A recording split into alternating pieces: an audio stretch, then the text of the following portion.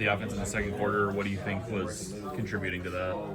I mean, it's an imperfect game. We'll watch the film and, see what we need to work on. I'm sure there's things up front we can get better at. The skill guys will probably stay the same. Just little things that we're probably missing and not executing well enough in those few drives. But, I thought, effort was never a question. We all went out there and played hard. And even when we're not getting what we want, like we were going out there playing hard and doing things. And, we know our defense is going to go out there and do their job and, get us back on the field. So, yeah. What did you learn about your offense today?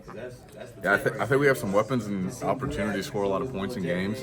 It's just about actually doing it now, and you got to do it in practice before you ever do it in a game. And I thought this week of practice was our best week of practice we've had since week one, for sure. As long as we continue to build, and when we come in tomorrow or Monday, that's going to be our best Monday practice, and then Tuesday's got to be our best Tuesday, and so on, right? We just got to continue building and improving and focus on the day rather than the big picture, and we'll get to where we want to get. The coach has to get his players to leave a loss behind. How does he do that? How did he do that Sunday, Monday, Tuesday through the rest of the week? I mean, we understand that those games are going to hurt, especially against a big rival, right? We have a 24-hour rule. It's going to hurt for 24 hours, but if you just hang your head on that, then you're never going to be successful. It's one game out of 12, right?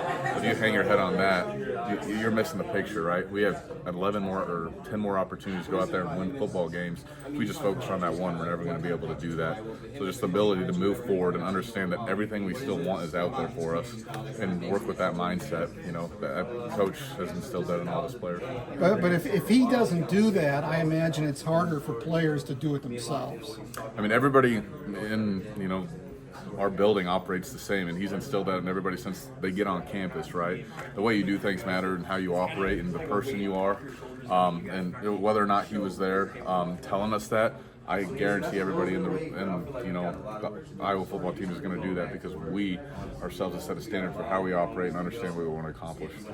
How nice was it to get out to that fast start? I mean, you guys really kind of emphasized that all year, but this year, in this game, it just felt like everything is flowing right off the rip. Yeah, I think it started in practice, just the way we operate. I thought, we had our best week of practice for sure, and we were hitting those plays in practice, and it feels good, right, to finally hit them in a game. To see our, receivers and skill guys, score was awesome. It's just a lot of fun. Go 3 plays, I think it was, and score a touchdown. It's awesome, and it's a testament to the way we operated this whole entire week. You get off to a fast start, that builds momentum, and that carried into the second drive and then the third drive as well.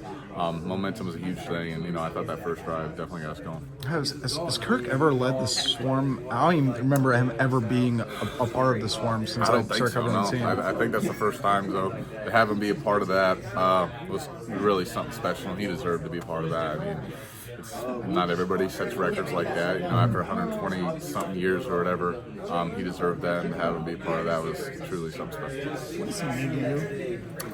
Man, I mean, he's been a father figure to me since, I got on campus.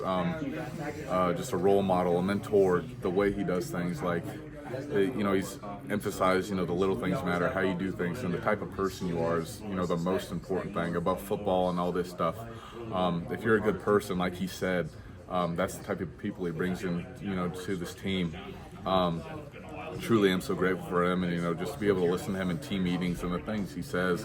It's repetitive, but it's so true. And everybody in that room is just listening because they understand where he's been, the things he's been through, and all these things. You're going to listen because he's so successful, and just the things that we hear and there are going to carry on for the rest of our lives.